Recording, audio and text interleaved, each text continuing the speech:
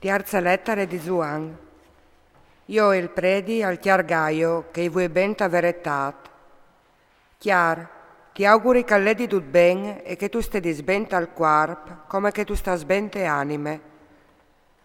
Mi si è slardiato il cuore quando sono arrivato un po' di fradis e mi han contato che tu sei verità, che tu vas in devante verità.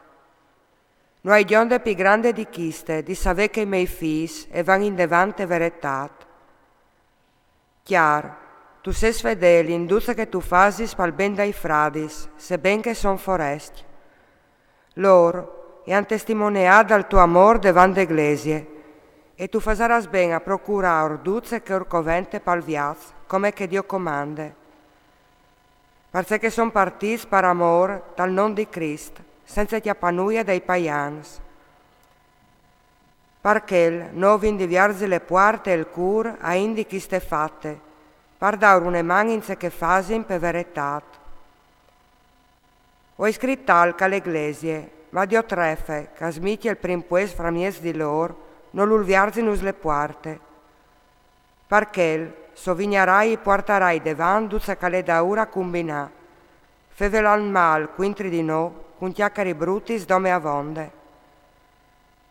Non chiamò no content, né che urviarsi le porte ai fradis, né che rul la sain fa di che volaressin, e io pare fur di iglesie.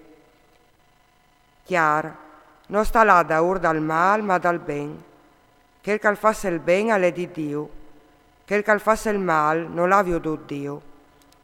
Riguarda Demetri, tutti testimoni di lui, comprendude le stesse verità.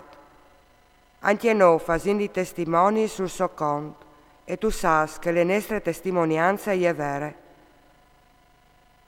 I va restanti di scriviti, ma non mi va di farlo con l'ingiustri o col penal.